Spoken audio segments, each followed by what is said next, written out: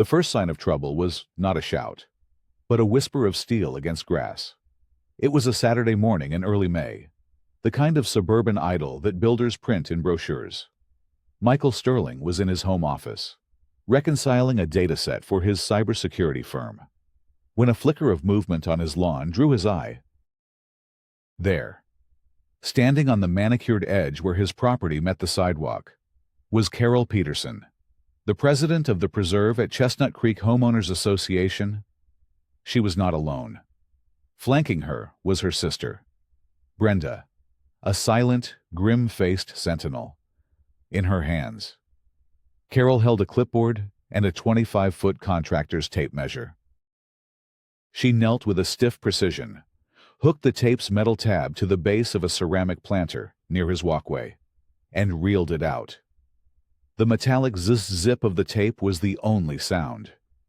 She squinted, made a note on her clipboard, and smiled. It was a thin, bloodless smile that did not reach her eyes. The official smile of someone exercising authority they felt was long overdue. Michael watched, a cold knot tightening in his stomach. He knew this wasn't about landscaping. This was about the Wi-Fi. He pushed back from his desk, the wheels of his chair silent on the hardwood floor, and walked to the front door. He opened it and stepped onto his porch, crossing his arms. The air was warm, smelling of freshly cut grass and blooming azaleas. "Morning, Carol," Michael said, his voice deliberately calm. "Compliance walk." Carol looked up, her smile unwavering. "Good morning, Michael. Just ensuring community standards are maintained for everyone's enjoyment and property value." She stood, the tape measure retracting with a sharp snap. "This planter," she said, tapping the pot with the toe of her sensible white sneaker, "is lovely, but according to Architectural Guideline 4.7b, decorative items in the front setback cannot exceed 24 inches in height." She paused for effect. "This one appears to be 25.5. Brenda, who had yet to speak, nodded slowly, her gaze fixed on Michael as if he'd just confessed to treason. Michael felt a surge of adrenaline, hot and sharp, but he tamped it down. This was a game, and the first rule was not to lose your temper. "I see," he said. "I'll be sure to look into it." "That's all we ask," Carol said brightly. She made another checkmark on her clipboard. "We'll be in touch if a formal notice is required. Have a wonderful weekend." With that, they turned and proceeded down the sidewalk to the next house, a two-woman tribunal conducting a meticulous inquisition of lawn gnomes and mailbox paint. Michael stood on his porch long after they were gone, the quiet click of his front door closing, echoing the finality of a move made on a chessboard. He went back inside to find his wife, Sarah, leaning against the kitchen counter, a mug of coffee in her hands. "What was that about?" she asked, her brow furrowed with concern. "The terracotta pot by the walkway," Michael said, pouring his own coffee. "It's 1.5 inches too tall."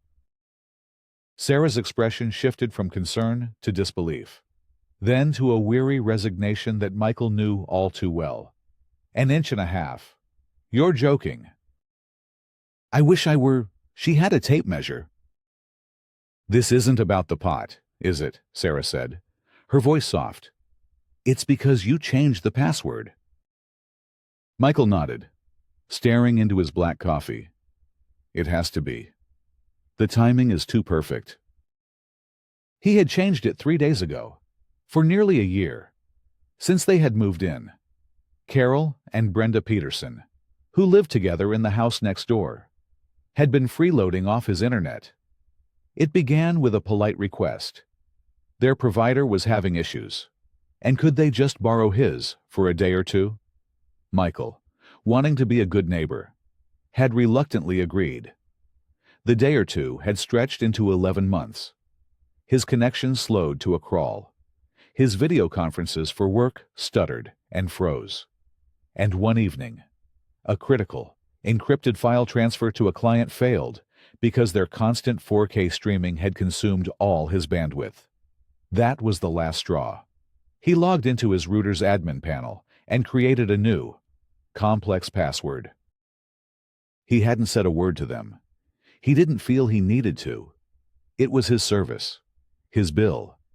But he had underestimated their boundless sense of entitlement. For 2 days, a tense silence had hung over the property line.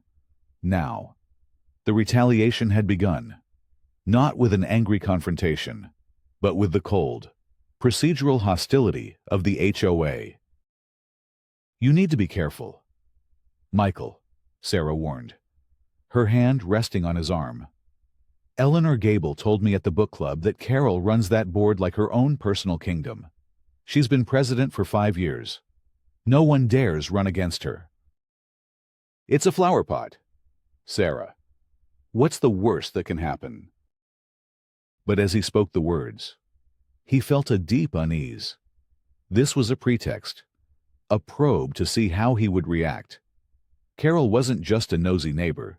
She was the president of the board of directors, armed with a thick binder of covenants, conditions, and restrictions, the CC&Rs, and the legal authority to enforce them. His gaze drifted to the stack of closing documents on the bookshelf in the living room. When they bought the house, they had signed a mountain of paperwork, including a document acknowledging they had received and agreed to abide by the HOA's governing documents. At the time, he'd skimmed them, noting the usual rules about lawn maintenance and trash can storage. Now, he felt an urgent need to read them again, every single word. His work was his livelihood. As a data analyst for a top cybersecurity firm, his home office wasn't a convenience, it was a necessity. His employment contract had stringent requirements for a secure, private, hardwired network to handle the sensitive client data he worked with daily. Sharing his Wi-Fi wasn't just an annoyance, it was a potential breach of contract, a risk he could not afford to take. He couldn't explain that to Carol. It was none of her business. But her petty retribution was now threatening the very foundation of his career and the peace of his home. Later that afternoon, Michael installed a new security camera. It was a small, discreet dome camera, barely larger than a baseball, tucked under the eave above his garage. There had been a string of package thefts in the neighborhood, and he'd been meaning to install one for months. The incident with Carol was the final push he needed. As he stood on the ladder, connecting the final wire, he saw her watching him from her kitchen window, a shadow behind the glass. The pleasantries of the morning were gone. He could feel the chill from 50 feet away. The next 2 days were quiet. Deceptively so. The flower pot remained. No notice arrived. Michael began to hope that the silent message of the security camera I'm watching, too, had been enough to signal a ceasefire. On Tuesday afternoon, an email arrived. The subject line was sterile courtesy notice. The preserve at Chestnut Creek HOA. It was from Keystone Community Management, the faceless third-party company that handled the HOA's administrative tasks. "Dear Mr. Sterling," the email began. "This email serves as a courtesy notice regarding a potential violation of the community's governing documents at your property located at 128 Chestnut Drive. During a recent community inspection, it was observed that a device, appearing to be a security camera, has been installed on the exterior of your home.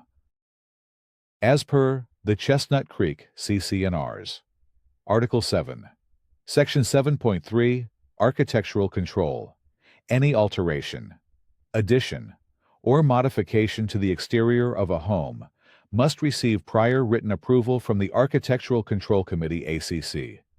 Our records indicate that no application for this modification has been submitted or approved. To resolve this matter, please submit an architectural application for the device within 10 business days. Alternatively, you may restore the property to its previous condition by removing the device We appreciate your cooperation in maintaining the aesthetic harmony of our community. Sincerely, Keystone Community Management. On behalf of the Chestnut Creek HOA Board of Directors. Michael read the email 3 times. His hands were steady, his breathing even, but a cold fury was building inside him, precise and methodical. The flower pot was a feint. The camera was the real attack.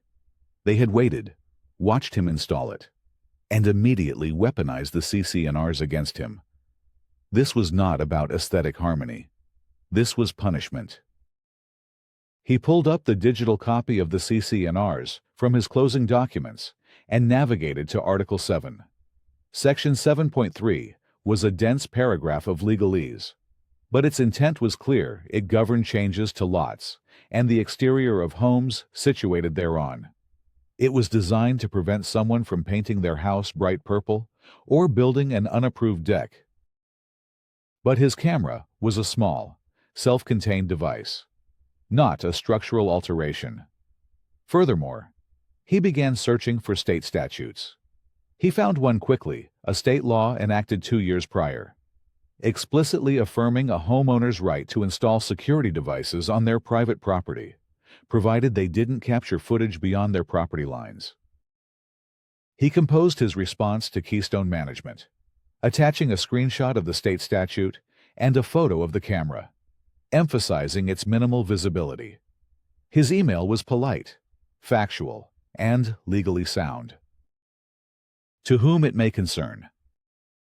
Thank you for the courtesy notice regarding the security camera at my property. The device in question is located entirely within the boundaries of my private lot and does not constitute a structural alteration as defined in Section 7.3. Moreover, under state statute, he cited the specific code. Homeowners are permitted to install such security devices. The camera is positioned to monitor my front porch and driveway only, and does not intrude on any common areas or neighboring properties. Given these facts, I do not believe an architectural application is required in this instance. Please consider this matter resolved. Regards, Michael Sterling, 128, Chestnut Drive. He hit send and leaned back, a grim sense of satisfaction settling over him. He had met their procedural attack with a logical, fact-based defense. It was a clean, professional refutation. He believed, naively, that it would be the end of it. He did not yet understand that, in Carol Peterson's kingdom, facts were irrelevant when they interfered with the will of the crown. The bureaucratic war for Chestnut Creek had just begun. A week passed in tense silence. Michael checked his email compulsively, but there was no reply from Keystone Management. He saw Carol and Brenda on their daily walks, their faces impassive masks. They never made eye contact, but he felt their scrutiny like a physical weight. The quiet was unnerving, the kind of stillness that precedes a storm. On the 8th day, the mail carrier's truck lingered at his curb longer than usual.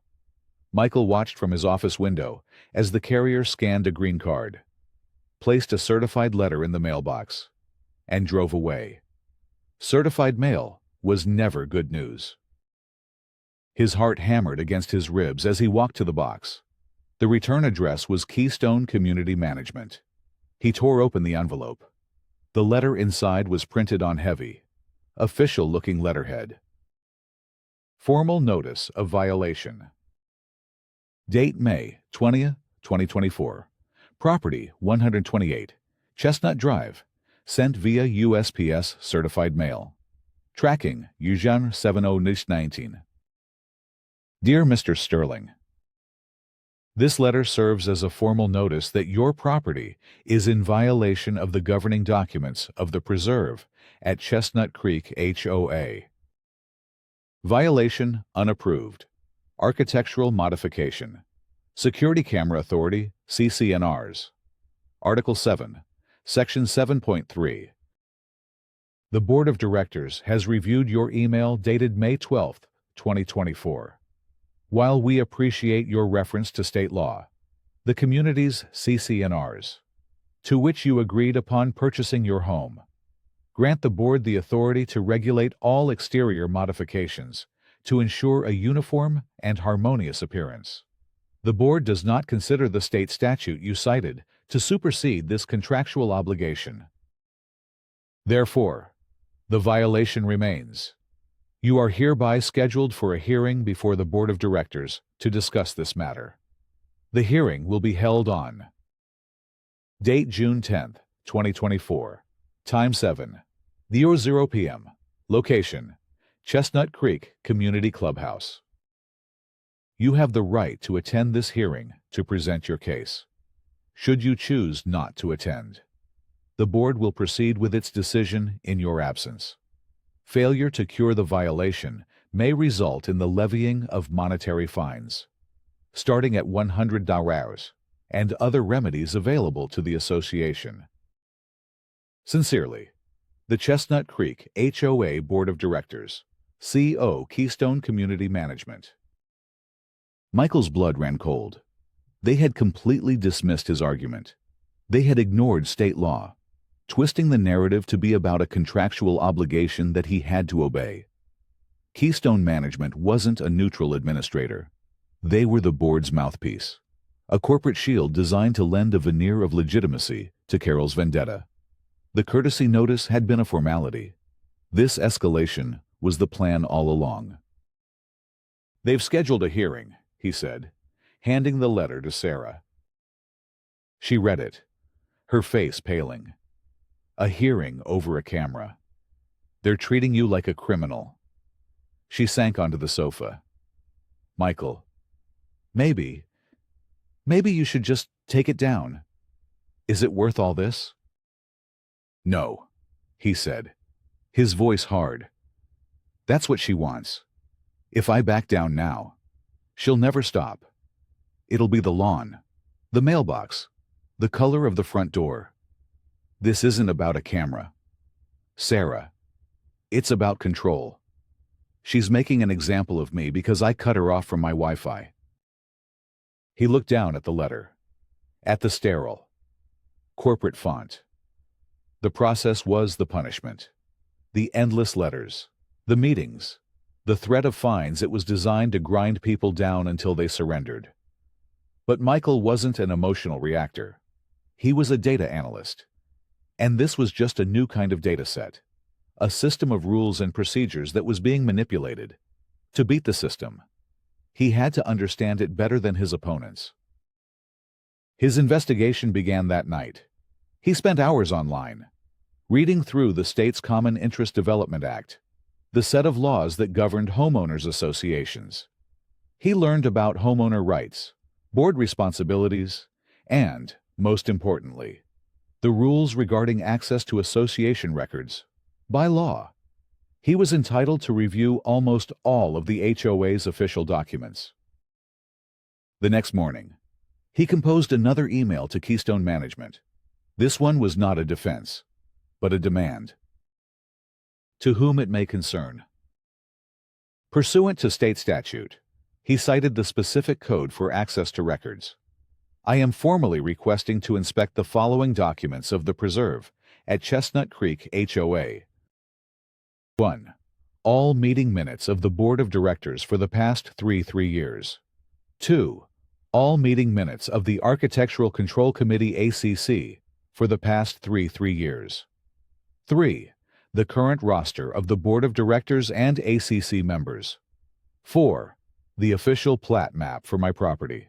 Lot 114, showing all recorded property lines, common areas, and easements. Please inform me of the time and location where these documents will be made available for my inspection within the 10 business days mandated by law. Regards, Michael Sterling." He knew the request would infuriate Carol, but there was nothing she could do to stop it. He was following the rules, using the system as it was intended. A new calm settled over him. The fear was gone, replaced by a cold, clear sense of purpose. He was no longer on the defensive. He was now gathering intelligence.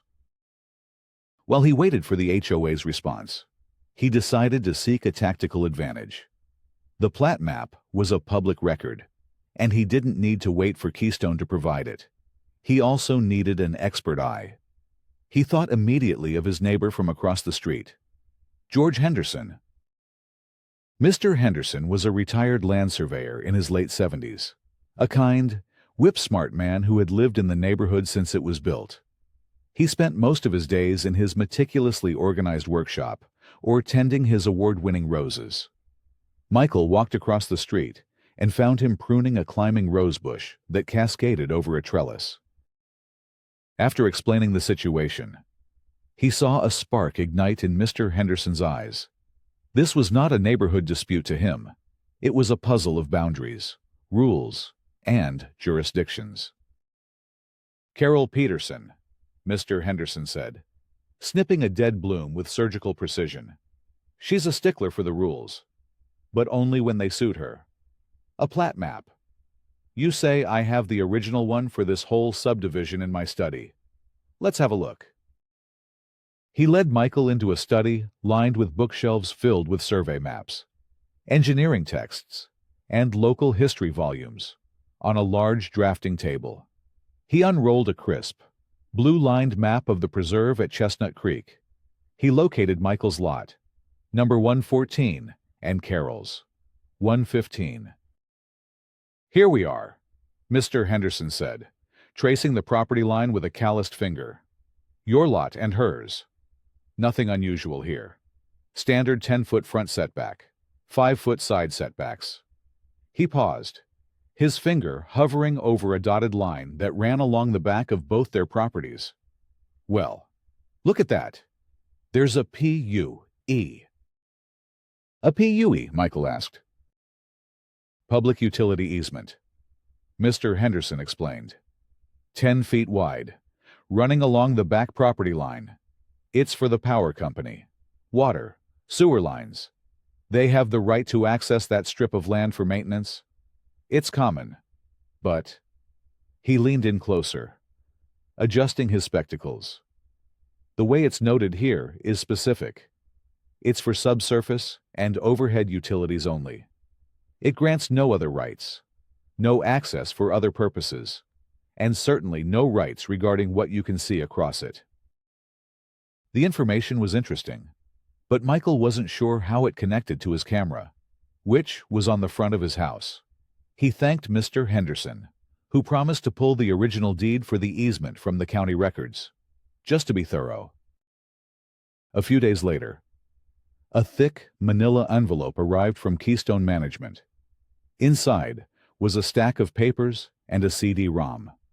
A passive-aggressive letter informed him that, per his request, the documents were enclosed. Michael sat at his desk and began to sift through the contents. The board roster confirmed what he already knew. Carol Peterson was president. Her sister, Brenda, was secretary, and the other 3 members were longtime residents who, Michael suspected, were happy to let Carol run the show. Then he turned to the meeting minutes. He started with the most recent and worked backward.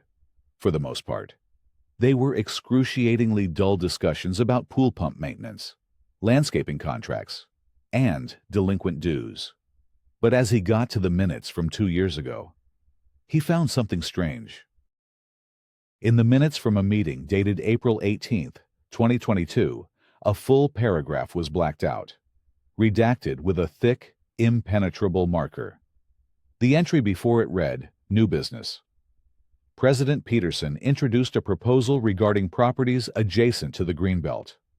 The entry after the blacked-out section simply read, "Motion fails. Vote 4-1.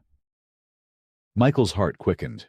His property, and Carol's, backed onto the community Greenbelt.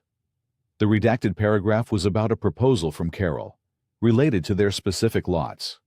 That had been voted down. It couldn't be a coincidence. The camera was a pretext. But what was the real issue? What was Carol trying to achieve that the board had already denied her once before? He looked from the redacted minutes to the plat map still lying on his desk. his eyes tracing the utility easement at the back of his property. A sudden, chilling thought began to form in his mind. The battle wasn't for the front of his house. It was for the back. The camera was just the opening salvo in a much larger campaign, the true objective of which was still hidden in the shadows of a 2-year-old secret. The official notice of hearing arrived a week later. Another sterile, intimidating document delivered by certified mail. It confirmed the date and time of the hearing and included a preliminary invoice for a $100 fine, which would be formally levied if the board ruled against him. The bureaucratic machine was moving forward, implacable and relentless. The pressure was mounting. Sarah was becoming increasingly anxious. Her quiet, "Is it worth it?" echoing in his mind. He started to doubt himself. Was this a fight he could win? He was one homeowner against an entire board, a board that had already shown its bias. Maybe taking down the camera was the easier path. That evening, as he was taking out the trash, he saw Eleanor Gable checking her mail. Mrs. Gable was the board's treasurer, a widow in her late 70s who had lived in Chestnut Creek for over 30 years. She was widely respected, a voice of reason and institutional memory. He decided to approach her. "Mrs. Gable, Michael Sterling from 128, he said, walking over. Her expression was kind but guarded. "Michael, I know who you are." "I'm sure you do," he said with a wry smile. "Listen, I received the notice about the hearing. I was hoping I could just ask you, what is this really about? It can't be about a 2-inch camera." Mrs. Gable sighed, a deep, weary sound. She looked around, as if to ensure they were alone. "Carol is meticulous," she said, choosing her word carefully. "She believes the rules are the only thing that keeps a community like this from falling apart. She sees your camera not just as a violation, but as a challenge to the board's authority." "But it's not a violation," Michael insisted. "State law is on my side." "Perhaps," she said, her eyes filled with a sad pragmatism. "But the board's attorney says the CC&Rs are a private contract. Michael, I've been on this board for a decade. I've seen these things play out. My advice, just pay the $100. Take the camera down for a few months. Then submit the paperwork. Let things cool off. It's not worth the stress or the bad blood with your neighbors.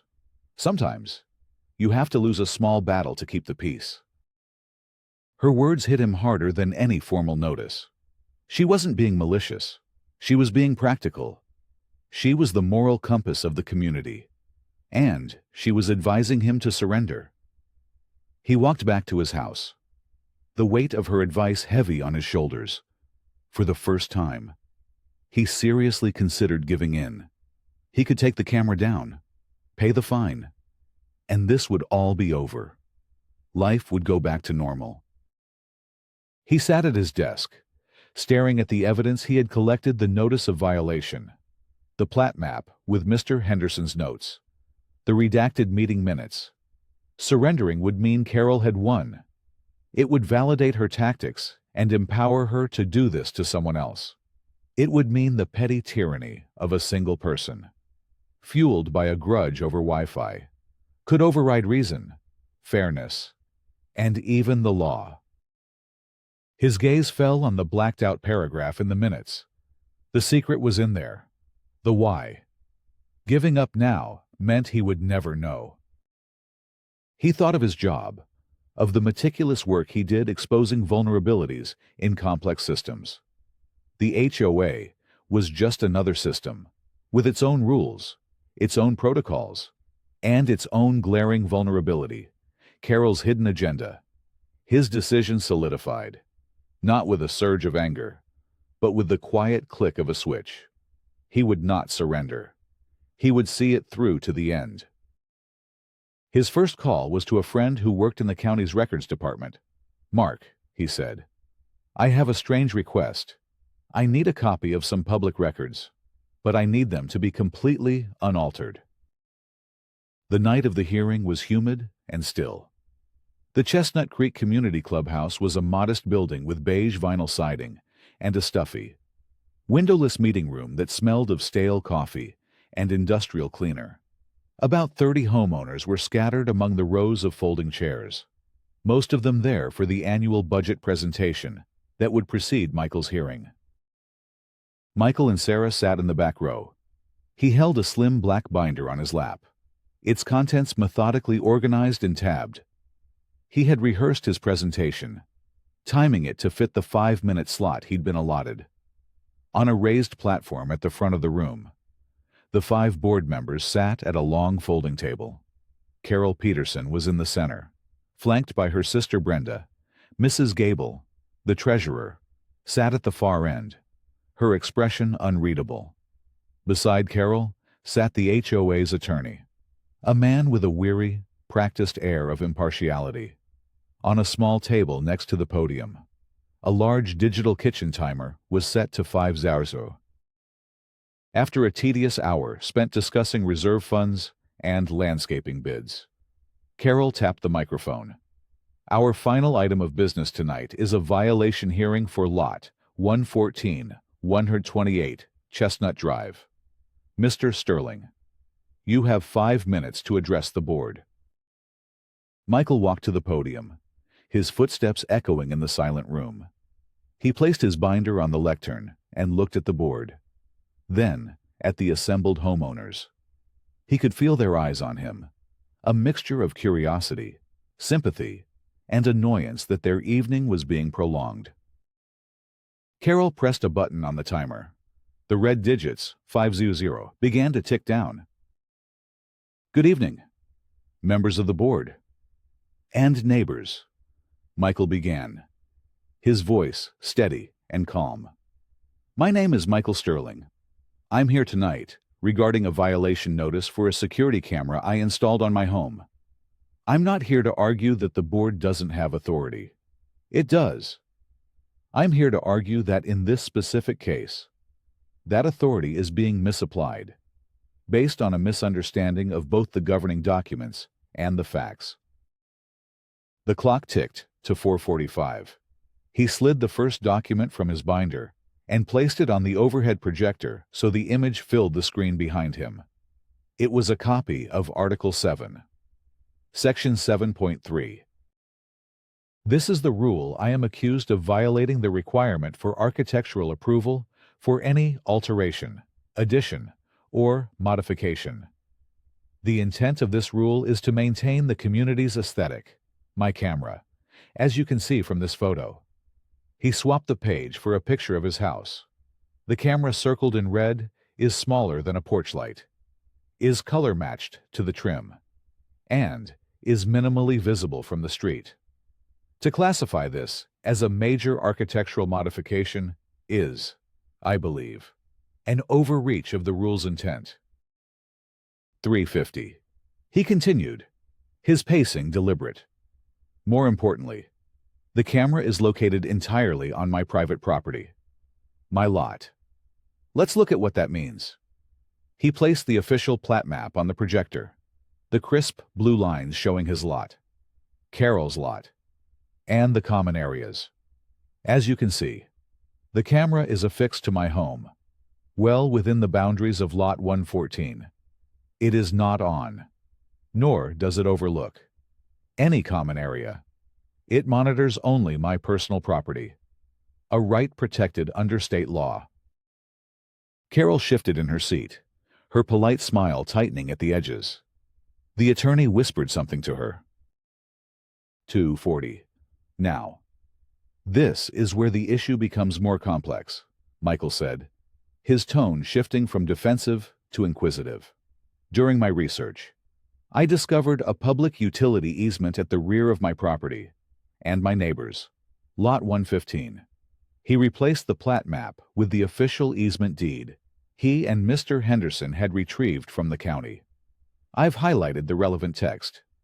This easement grants access to utility companies for a specific purpose, maintaining subsurface and overhead lines. It grants no other rights. Specifically, It does not create what is known as a view corridor, or any right to an unobstructed view across my property. A murmur rippled through the audience. This was no longer about a camera.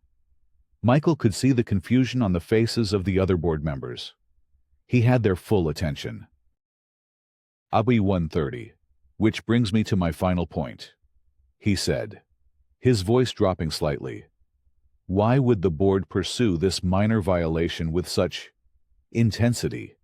Why ignore state law and a reasonable interpretation of the rules? I believe the answer lies in an issue that was discussed by this very board 2 years ago." He placed his final document on the projector. It was a copy of the meeting minutes from April 18, 2022. The page showed the heavily redacted paragraph. "This is a copy of the minutes provided to me by Keystone Management," he stated clearly. "As you can see, a proposal from President Peterson regarding properties on the Greenbelt was discussed, and the board's decision was redacted." He paused, letting the image of the blacked-out text sink in. He could see Carol's knuckles turn white as she gripped her pen. Under the state's Open Meetings Act, redactions are only permissible for specific reasons, such as pending litigation or employee matters. A failed policy motion does not qualify. So I obtained an unredacted copy from the county's public records. With a final, quiet flourish, he slid the unredacted version over the first one. The black box was gone. The text beneath was now visible to the entire room. New Business President Peterson introduced a proposal to amend the CC&Rs to include a view preservation clause for lots adjoining the Greenbelt. The proposal sought to restrict any future construction patios, additions, etc., on these lots that might obstruct the view from an adjacent property. The board's legal counsel advised that such a post facto restriction would be legally unenforceable and likely to fail a court challenge. Motion failed 4-1. The room was utterly silent. The only sound was the quiet beep, beep, beep of the timer, indicating his 5 minutes were up. He had finished with 15 seconds to spare. The HOA's attorney leaned forward. "Mr. Sterling, this is all very theatrical," he said, his voice laced with condescension. "But it doesn't change the fact that you installed a camera without approval, and you speak of process. Yet I see your primary consultant, Mr. Henderson, in the audience. His property has had an unapproved garden shed for 3 years. Is this about principle, or selective enforcement that benefits you and your friends?" It was a sharp, unexpected attack.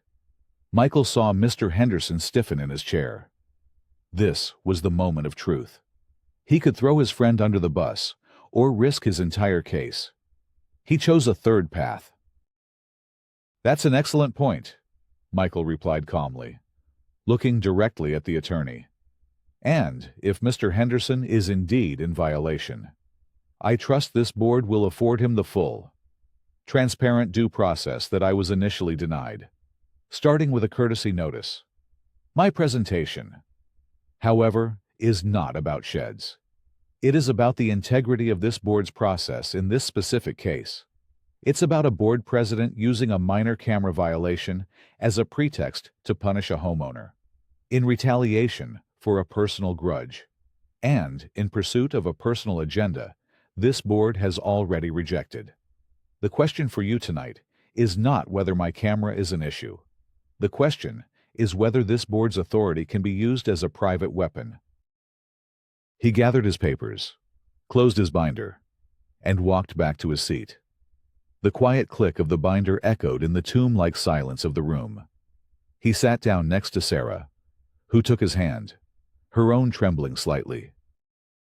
The room remained still for a long moment, the unredacted minutes glowing on the screen like an indictment.